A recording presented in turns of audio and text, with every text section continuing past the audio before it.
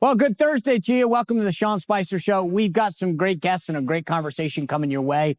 All of Washington is talking about impeachment, whether or not Joe Biden should be impeached, what that means for the House Republicans, what that means for the Democratic Party, the impact that will have on 2024. You've heard me say it before. I get there's a lot of folks that want to impeach Joe Biden based on what they did to President Trump. Democrats changed the game, folks. Said it before, what's good for the goose, good for the gander. But the complications and the implications are real. If you miss the target, do you empower these folks? Do you empower the Democrats? Do you get them to focus? Right now, they're all upset. Their candidate's like 80 years old. The vice president's not ready to take over. Do you help them focus on anything but that? Do we unify the Democratic Party, and do we threaten the one house that we control in the Congress? Those are all big issues. So we're going to break it down today in a way that no one else will. We're going to cover it from all sides, figuring out whether or not this makes sense, how we should do it, the angles, and go from there. Sit back, relax. We got a great show headed your way. Let's get into it.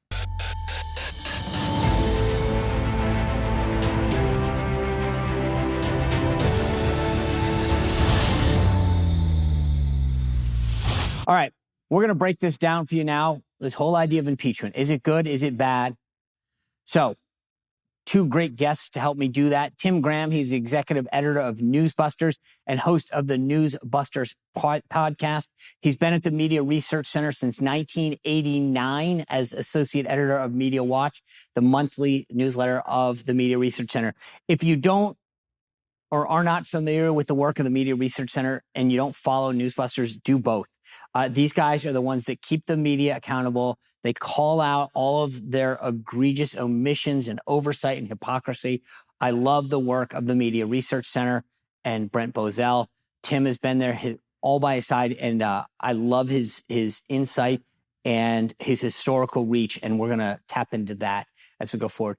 Joining us as well today, Grace Curley. She's the host of The Grace Curley Show. She's been with Howie Carr for years up there in Boston. She is a great young conservative voice in the media right now today. So we're going to bring both of them. Before we do that, do me a favor. Thank you for all your support of the show. Please make sure you're subscribing to the show, both on the audio and on the video front. On the audio, go to Apple Podcasts. On the video, go to Rumble and YouTube. Make sure you're subscribing. Obviously, if you're watching on the first, we love that. But it's so important to make sure that you've got your bases covered, number one, in case anything goes wrong. And number two, to make sure that we show how well this show is performing. So thank you for your support. Please continue to tell friends and subscribe.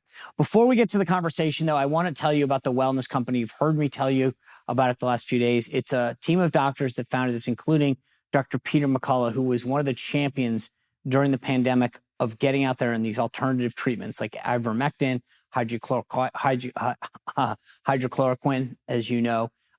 This team of doctors founded the wellness company and is committed to helping you take control of your own health, which is why I want to tell you about the revolutionary new supplement called Spike Support Formula. Now, Spike Support Formula was designed out of a necessity to find the combination of ingredients that could help block and dissolve COVID spike protein in the bloodstream. And if you've had a bad bout of COVID, spike protein is a serious concern. And there is something that you can do about it right now to protect yourself. And you'll be joining thousands of people who have reported better mental health clarity, reduced inflammation, and increased energy level by taking spike support protein. And they take it daily. It combats these spike proteins to get you back to that pre-COVID feeling. So if you go to twc.health/Spicer, you will get not only a discount on this, but a free order of omega-3s, which is great for your health. So please go to twc.health/Spicer. Use code Spicer. You'll save 15% and you'll get that free gift. Grace, Tim, good to see you guys. Let me start with this talk in Washington that's dominating everything now, impeachment. Let's just start with a sort of a basic question. Tim Graham, good idea, bad idea? I think the Republican grassroots want this because they want some reaction to all of these indictments of Trump. What's really funny about it is the way the media is all of like, oh, you can't compare these. This is whataboutism, I think was Chuck Todd's complaint. Yeah. And it's like, well, I think the funny part is, yes, now they're saying this sets a bad precedent. Excuse me? Right. Who set the precedent in recent years? I think it's good in that an impeachment inquiry gives them more power to uncover evidence. And if we know one thing that the media is doing that's annoying, it's trying to suggest there's no evidence of a Joe and Hunter Biden, corruption connection. Grace, good idea? Yeah, see, I'm kind of torn on this and like what Tim just said about more, because I've been trying to understand it, more power to uncover more evidence. Because what we've seen so far is the Democrats just keep stonewalling, and every time they're asked to hand over something, you have all of this kind of coordination between these government agencies with the Biden administration. Do you want us to give them this? Do you want us to give them that? And maybe Tim can answer this. I just don't know. What is going to make these agencies or this White House hand over things if they haven't been willing to do it so far? And I'm actually asking, like, what is it about the authority of an impeachment inquiry that would require the Democrats to be more forthcoming? Because up until this point, I think a lot of people on the right, including myself, are just kind of going, well, they keep saying no evidence, and we're asking for a document that could prove the evidence. But if they don't hand it over, like, how are we going to make them hand it over? Does that make sense? It does. But can I go back one step here? Because I think something that Tim said, I agree with. And Grace, I'm sure you hear it from people all day long, is I get what the base wants. I mean, I bump into people, right? And it's like there are days in which what they want and what's good overall may not be the same thing. And this is the problem that I keep talking about is I get it. The Democrats started this. I mean, Tim touched on this. I mean, this is their fault that we're here. And I said this when they were going after Trump. But here's the problem. I do think that politically speaking, if we don't on the right do this right, they win. It gets a party right now that thinks that Joe Biden is too old, that his policies aren't working, and it unites them on something that's completely different, right? And I mean, so they can all get behind this and say, we think this is a bridge too far. And frankly, Trump did the same thing. He got people on these indictments to say, I don't even agree with Donald Trump, but I'm going to get behind him because I think it's wrong what the Democrats are doing. And if we do that and we're wrong and they win back the House, then it is Katie bar the door for at least 2 years. And that's the problem, is that I think everybody's so itching to go after them. And I get why. But if we do this and we miss the target, we're going to be sitting around for years going, how did we get here? And it's like when we losing that election in Georgia, right? And this is the problem, is that everyone was all had their head round an axle because of votes and whether their vote was going to get counted. We lost Georgia, and then every Biden nominee got through, Tim. And that's the thing. What they want and what's the smart thing to do don't always go hand in hand. Yeah, I think the important point here is, yes, Republicans and conservatives always have to calculate politically, somehow struggling through all of the punishment of the so-called objective media. You have to factor in all the things they're going to say, where they thought impeachment was great the last 2 times, and now suddenly it's ultra conservative and terrible for democracy and these sorts of things. But I think at the center of it, I come down with the idea of James Comer and even, sometimes the liberal papers, the conservative media, the thing that they're no evidence, constant use of this no evidence thing, which is so false at this point, is they don't want Joe Biden to be convincingly connected to Hunter's corruption with people who don't pay a lot of attention to politics. But the fact of the matter is, the evidence is out there. Jeff Dickens did a thing for Newsbusters here the other day where he just listed all of these things where Devin Archer testifies that Biden, was on 15 phone calls. Hunter makes 15 trips on Air Force One. These are the sorts of things that underline. Joe Biden started by saying, well, I'd never talked to Hunter about business, which was a remarkably overwrought lie that's the lie that we were given in the 2020 debates. Oh, there's nothing to this. So I think it's really important. The real goal here for conservatives in general is we have to prove or make them accept Joe Biden's in this up to his neck in this Biden influence peddling business, and just to really underline that point, Right. because the media have that reflexive, no Biden scandals worth discussing because Trump is always worse. Right. Grace, what do you hear from people? I mean, that's the thing. You're talking to folks every day. Do you think that there's an understanding of the consequences politically? I do. And you know what, Sean, when you were talking about how sometimes what the base wants isn't what's right for them, it kind of reminds me of when you're with your spouse or your partner and you're venting about something and you Never. just want to vent. I don't you just do want that. to vent. You just want to complain about like work or a friend or something, and your spouse keeps offering you solutions, and you finally go, I don't want solutions. I just want to yell. And sometimes people just want to yell, and they don't want to hear about, what the politically smart thing to do This is. sounds vaguely familiar to most of my evening conversations. But the thing that Tim just said, and now I'm really working through this because I don't have a set answer on how I feel about it just yet. But the thing that I kind of have to consider as well is I don't think, like when you talk about the backlash that it could have politically, and we have things in history that would show that can't happen. But because the Democrats have kind of beat this horse so much over the last couple of years with not one, but two impeachments and so much political theater around it, and then we had the 4 indictments, I don't really know if it's going to have the same punch for the American people where they'll be like clutching their pearls. I think it almost might happen and then people move on from it. And then if what Tim's saying is right, which I kind of believe, then they might have a little more ammo to get this evidence that we want. So I don't know if we have to be as worried about the optics of it, because I don't know if it does the same thing that maybe it would have 20 years ago. But here's my point: is that being impeached. I agree with you, but when you're playing on the margins, right? So we have ostensibly a 4-seat majority. Alabama's redistricting is potentially going to wipe away a bunch of that. There's some other redistrictings that could do that. You've got 4 seats, at least in New York, that if those members get portrayed as focusing too much on impeachment and they lose, right? So I get your point. If we had a 30-seat majority, and when Clinton was impeached, we had a bigger majority and we knew we were going to lose some folks. We don't have, and this gets back to my political point, we don't have any margin of error anymore. 1 or 2 seats is the House. And you screw this up and suddenly it's, all of the progressive policies that Biden's wanted come barreling through.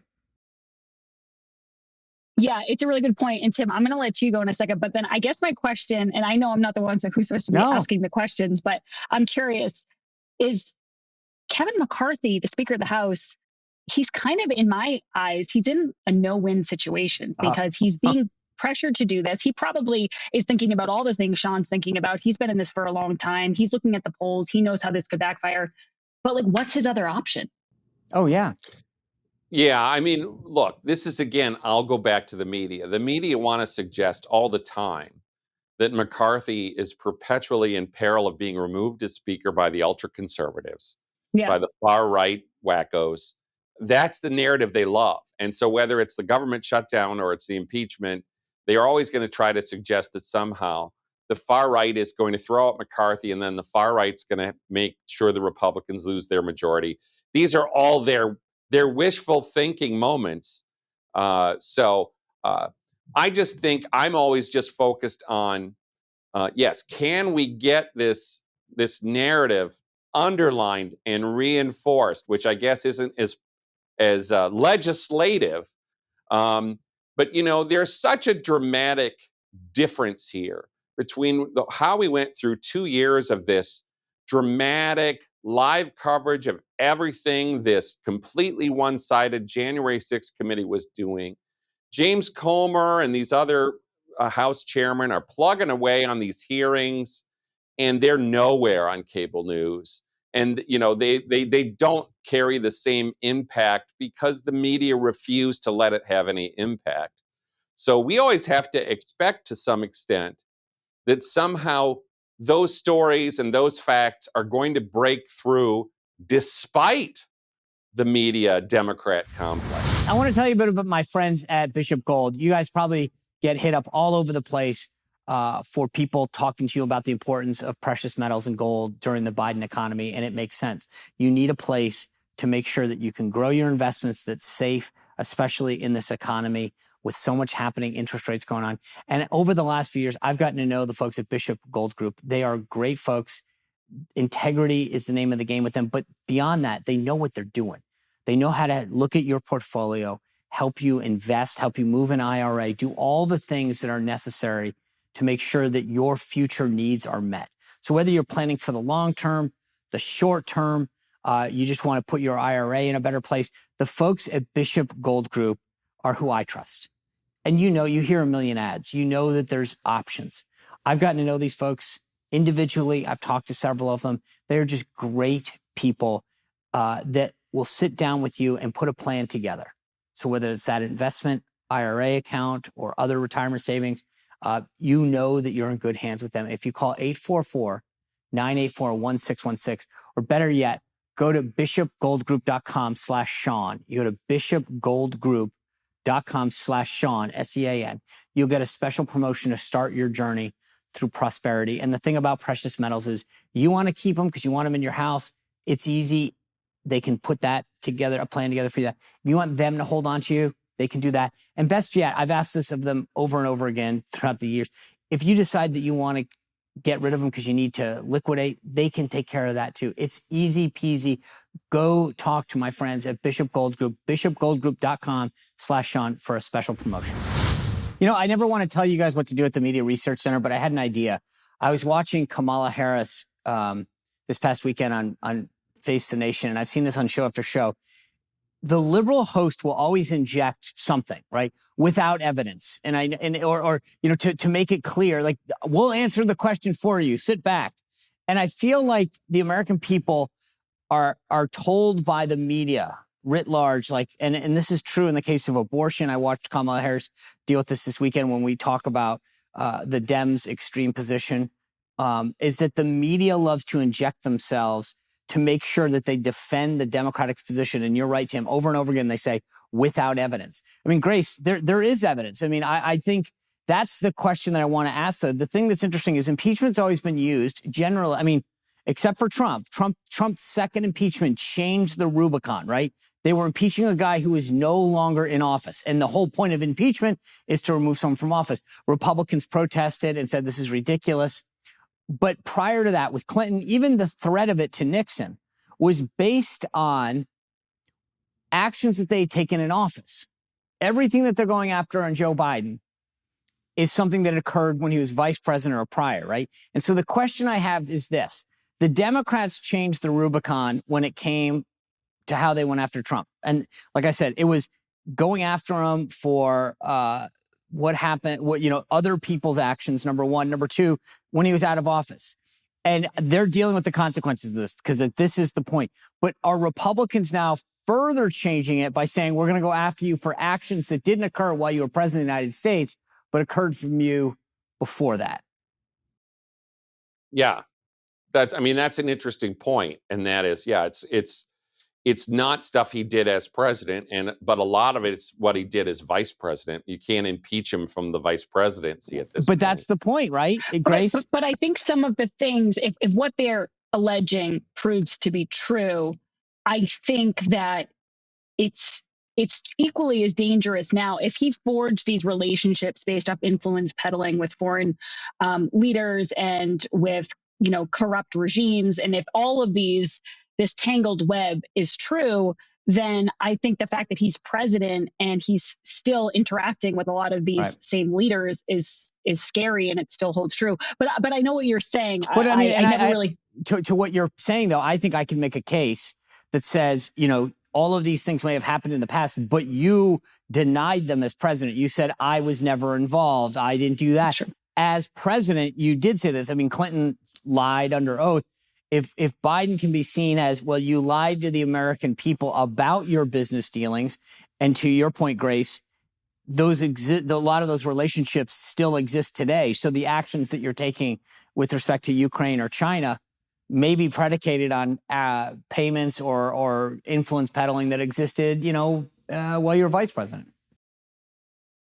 Yeah, and also there's always conversations about what these high-powered officials are doing with their government emails and like how that's being used. And I know that it happens, I'm sure there's a statute of limitations, but they do have these conversations years later about you weren't supposed to be sending that from there. He's sending from 3 different pseudonyms emails where he's CCing his son, and his son has them on this laptop that's also full of sexually explicit images and him with a pipe in a crack pipe in a bathtub. That has to come into play too, because even if it's in the past, it's still jeopardizing American security if all of these things are true, which I think most of them are.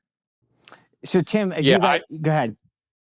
I was just going to say if you look at the Biden scandal plate, right? The news media, Robert Hur. Most people don't even know who that guy is. He's the special counsel that's supposed to be investigating Biden's, classified documents in his garage that he removed from a SCIF. You don't hear about that. They appoint a guy and they promptly disappear. When we are now back in another one of those periods, we did have this brief outbreak of David Weiss saying he was going to indict Hunter Biden soon. But we go for 2 months without them saying the words David Weiss. I mean, so whatever peril Biden's in from scandals, they try to bury. And this is, look, the media bias game since the 80s when I've been involved, but obviously since Watergate, is the news media uses scandals to try to destroy the Republicans, either remove them from power or just make them lose elections. That's just the way they are. And then when the Democrats are in power, they do the exact opposite. They scream no evidence and pretend that nothing's going on. So let me ask, Grace, do you want to say something? I just want to say one other thing, and that's when you look at the polls, and there's been a bunch of different ones lately about what people associate Joe Biden with. It is interesting how corruption is way further down on the list than the fact that he's old and he's out of it. And I guess, and I don't know if you guys feel the same way, but it just depresses me that it's not enough. Like just even in 2020, that looking at Joe Biden and his capabilities, his cognitive capabilities right now, that's not enough for people when they go to vote, that we need to. But this gets back to like kind of it's tangential to what I was saying, which is I think his own party, when you look at their preference now, everybody partisan wise agrees that he's too old, right? They're concerned about it. What is it? 2/3 of his own party now wants him. And my point is, when it comes to impeachment, it's the old axiom that don't get in the way of somebody who's digging their own grave. And I feel like right now, you look at the poll that came out last week, everybody's beating Joe Biden. And if we give them a reason to unify around anything but this age and the incompetence and the policies that aren't working, then that's our fault. We've given them the lifeline that they're desperate to talk about anything, because every Democrat right now, the one thing that they do get asked about is Joe Biden's age and his cognitive ability and whether or not he's up to the job. And all of a sudden, we're about to allow them to go, oh, no, let's talk about whether he should be impeached or not, which they can all say, absolutely not. There's no evidence. Republicans made this up. And we just literally gave them a new shiny nickel to point everybody to. Well, the same argument can be made about the 4 indictments of Trump. And Morning Joe. But look at you just made the case for me, Tim, because every time Trump gets indicted, his poll numbers go up. And the point is, when you ask even the most ardent Trump people, Trump haters, they'll say, oh, that Manhattan one, that was ridiculously political. The Florida one, blah, blah. My point is, people are looking at that and talking about the weaponization of the judicial system and how Democrats are using it to go after a political opponent. And Trump's getting stronger and stronger and stronger. And we're about to go, hey, let's use that exact same tactic and go after them.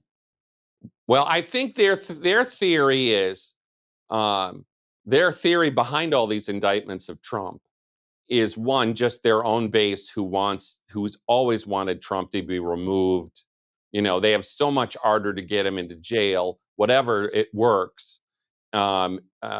But I think that, yes, it solidified him among Republicans because they have a sympathy about this weaponization. But I think they also consider that this is something that's gonna harm Trump with independent voters and suburban voters. That's their bet. I think the media is betting on, okay, this is going to be a great situation for us because the Republicans will vote 80% for Trump and then he loses in the fall. That's our ideal.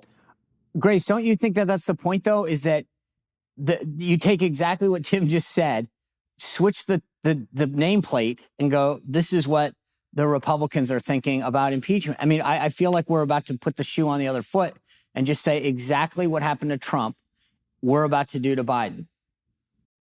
Well, I think the answer lies with the independents, as it usually does in these situations, and whether or not they're open-minded enough to hear the evidence that the GOP would gather about Joe Biden and really give it a look and decide if it's worth, turning on him for, or at least voting for someone else in the next election. And I don't know, like it's hard because in my mind, I'm so political, and most people in my orbit, like the both of you, are very political, where it's hard to get in the mind of someone who's really independent and just Right. looking at things. And like Tim said, you have to go out of your way to find stories that aren't in the bag for Democrats. So I guess it would really depend on how Republicans could present this. And because I know for a fact, well, I shouldn't say for a fact, but I know with Democrats, and you could say the same thing about Republicans, but you could show Joe Biden. I think we had Peter Schweitzer on, or Howie had him on his show. And Peter Schweitzer said, you could show Joe Biden with a giant check made out from the CCP walking into a bank. And there are Democrats who would say, there's no evidence. Like, they would still say what Tim's saying, which is, right, there's nothing to see here, folks. So we can't worry about those people in the same way that they're not worried about the Trump base. We have to worry about, are we going to present this in a way that the people in the middle could receive it and make a decision based off it? And I don't know. I really don't know. I agree with that, but it's a Nick Walinda high wire act. Republicans don't have a great track record of presenting this well. It backfires.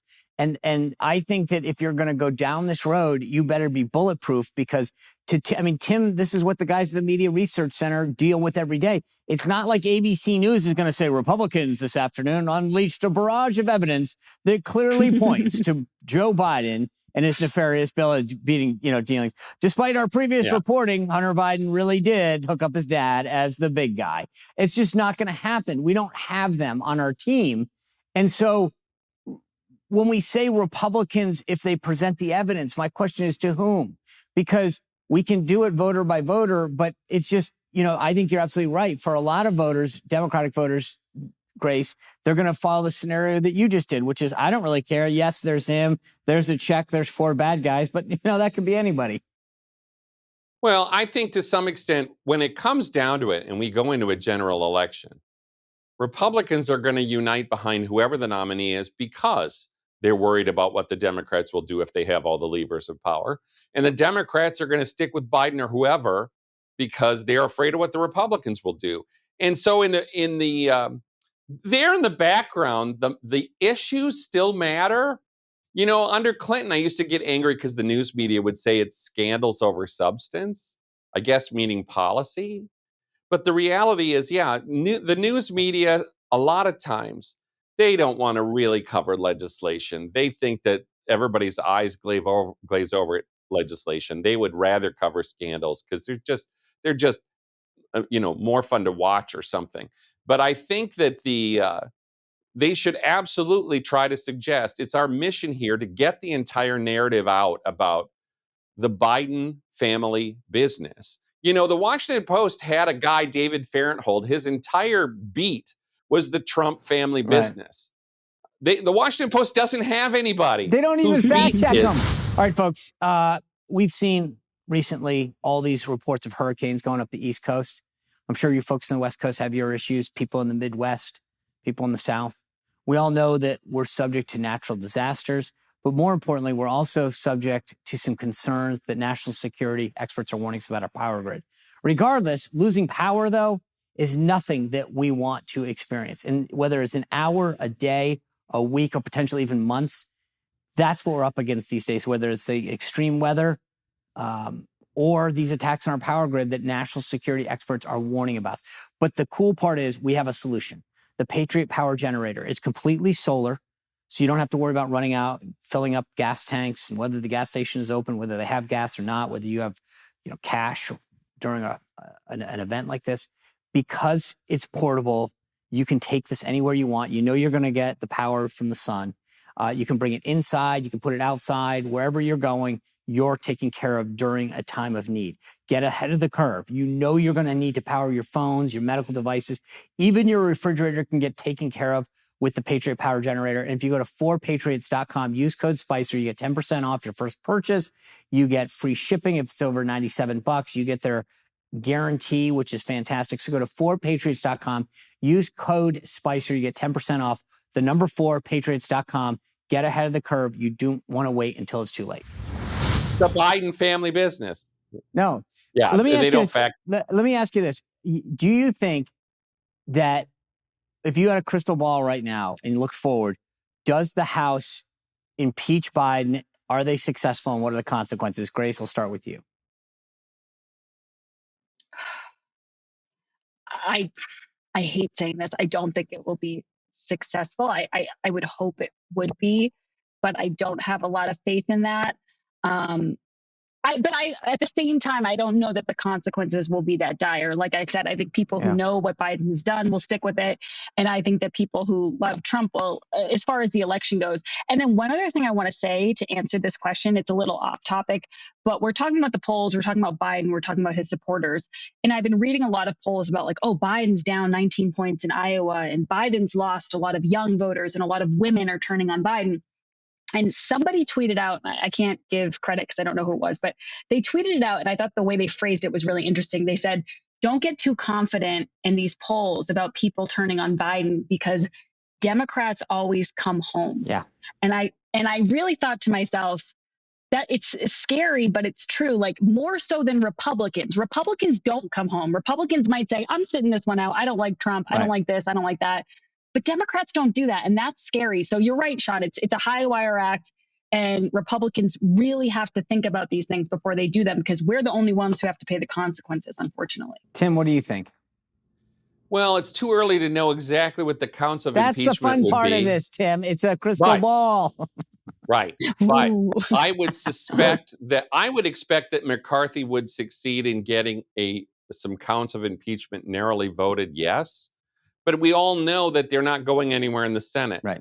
So to me, again, it's more of an investigative journalism exercise. One of the things that really annoys me is all the news media people who say there's no evidence. You want to yell at them and say, your job is to investigate the evidence. Right. He is the president of the United States. And instead, they're like, no, that's the Republicans' job investigating the president. That's not what the news media does. It's not just that there's no evidence. He's misled everybody where he said the initial statement was, I know nothing about my son's business dealings.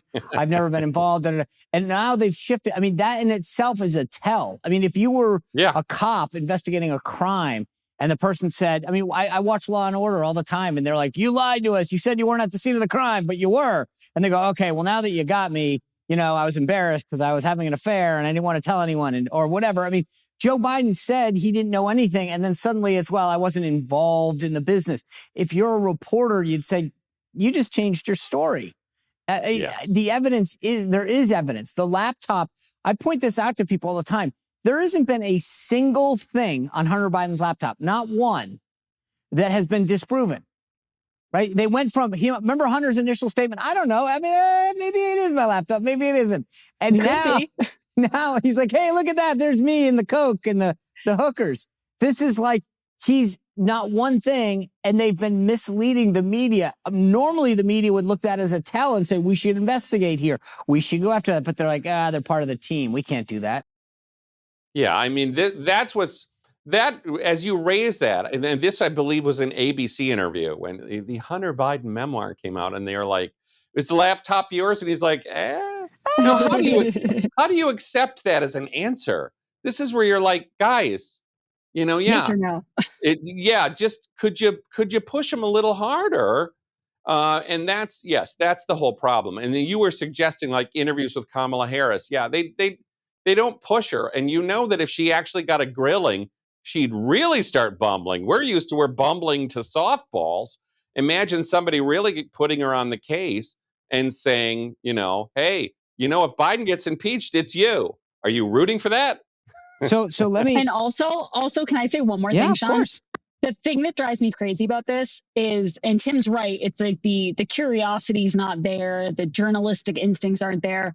But the thing that drives me crazy is they have it. They still have it. They only bring it out for the most ridiculous situations. And the example I always go to is Ted Cruz. Remember when Ted Cruz went to Cancun? Yeah. And they thought he left his dog unattended. And it was like Woodward. It was the president's men. They were knocking on the door. They were interviewing people. They were on the beat of Ted Cruz's dog, maybe not having water for 2 hours. And by the way, the dog was fine. But when it comes to these huge stories where there's enough to go around for everybody, they have no interest. Well, earlier this week, and I actually think the guy's a scumbag. His name's Ben Terrace of the Washington Post. He did a story earlier this week about whether Tim Scott, the senator from South Carolina, really has a girlfriend or not. And, they failed to produce the girlfriend. And yet that's the Washington Post, that they haven't made the girlfriend available for questioning, but they won't, to Tim's point, talk about this laptop and any connections and any business dealings, which, by the way, the two countries that they show business dealings with, the three, I guess, but their two big ones are Ukraine and China. And I'm thinking there, those normally, that's actually real. Whether or not Tim Scott has a girlfriend or not, or whether they broke up, or whether they're just seeing each other, or he gave her a promise ring or not, has no bearing on anything. And yet, whether or not there's a connection between the president of the United States and his son and some of these business dealings actually kind of does matter. Well, you go back to the same newspaper, the Washington Post, the same senator, Tim Scott, where the fact checker, Glenn Kessler, spent months trying to prove that Tim Scott's grandfather was richer than Tim Scott implied, that he had this rags to riches story that wasn't really as true as he thought it was. And these are the same people that they were like, well, Barack Obama kicked off his campaign at a terrorist's house with Bill Ayers, and they're all like, oh, we don't need any of that junk. So, Grace, let me ask you this. I want a couple more thoughts. I asked you guys if he's going to be impeached. There's a media narrative, and Tim brought this up, about McCarthy living by the seat of his pants every day, right? And so now it's, if he doesn't impeach, what's McCarthy going to do? Do you think that Kevin McCarthy on December 31st, 2023 is still Speaker of the House?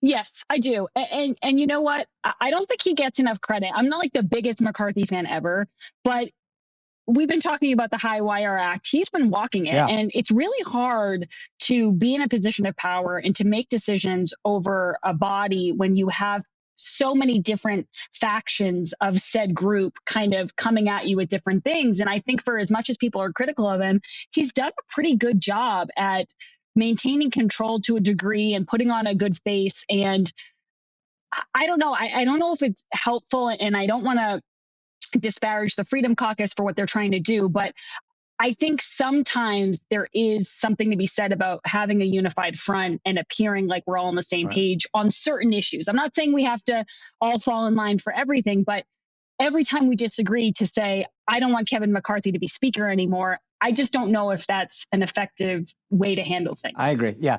Tim, where do you come down on that?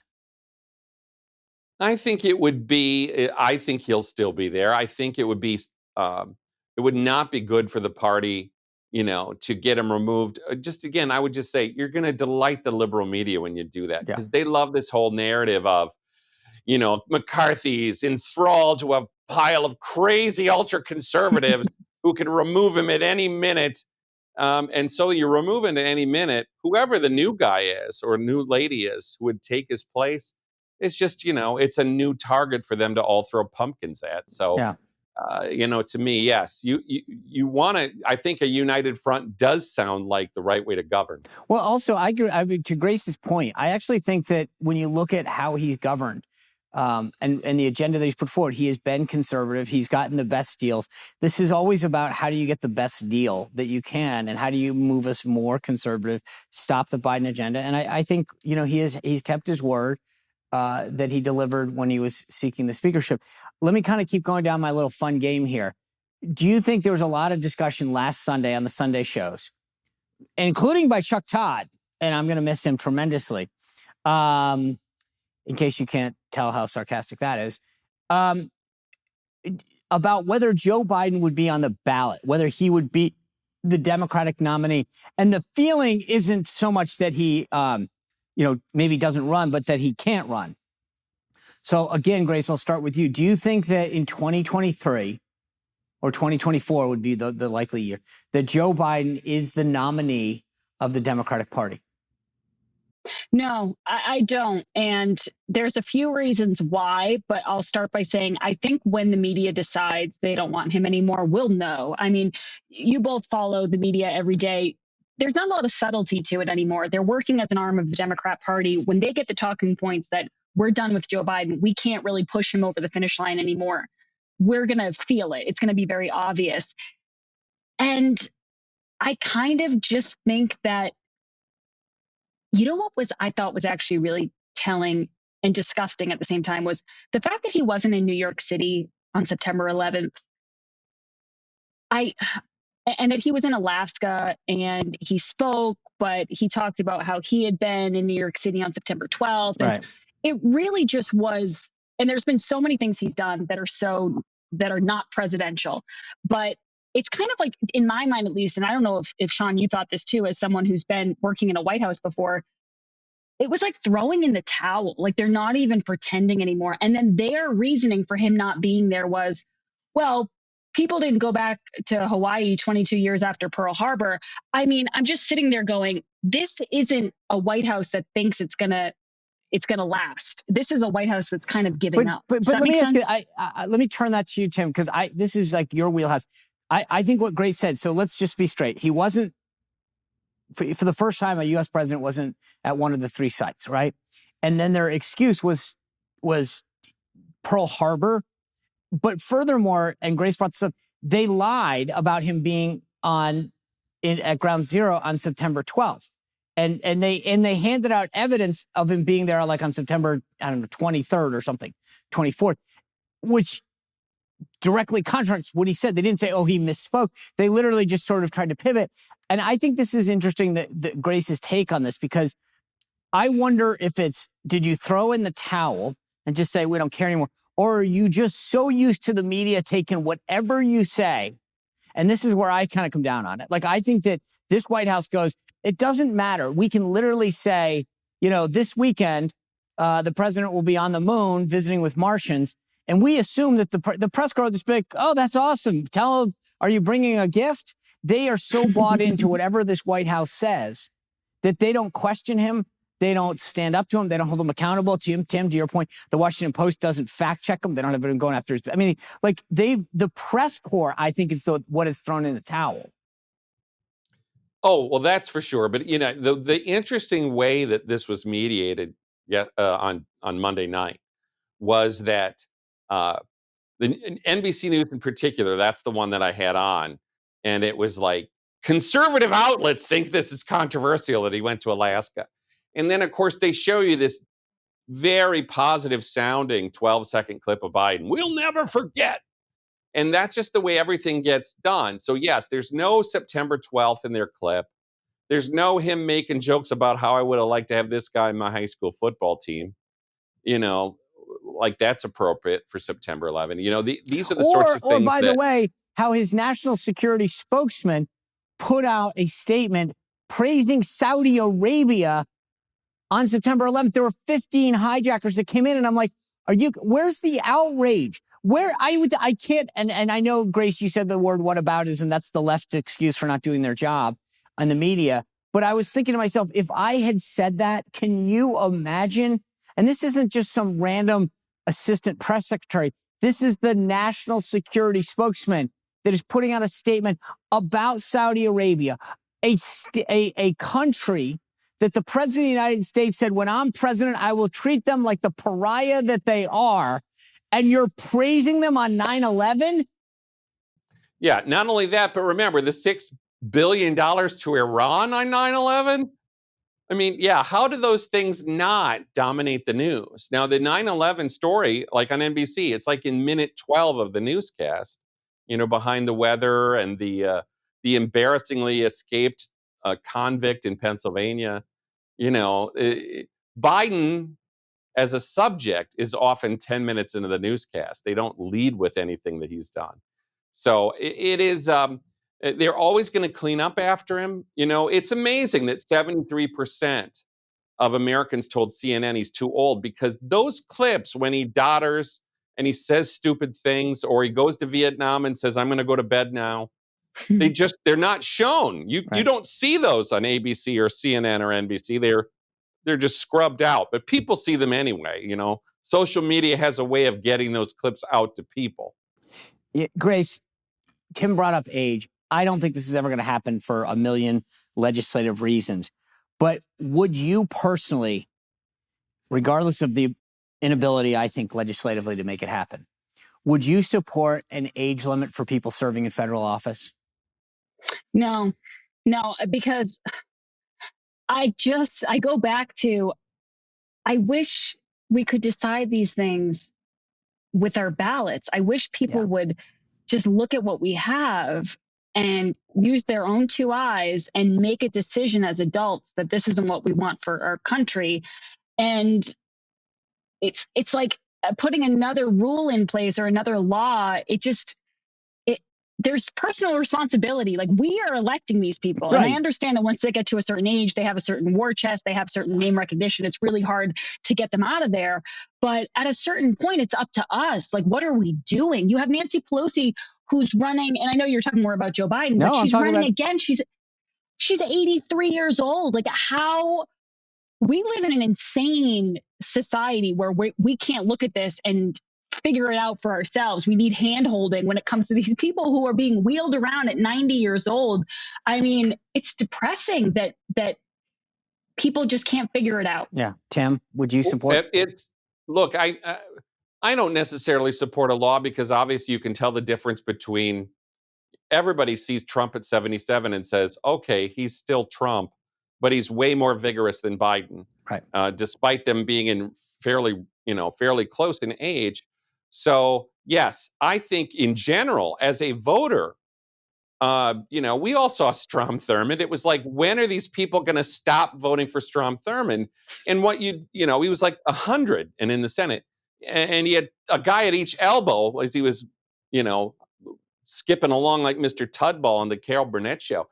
But it's that you'd wish that this is where the smoke-filled room would get in. Right.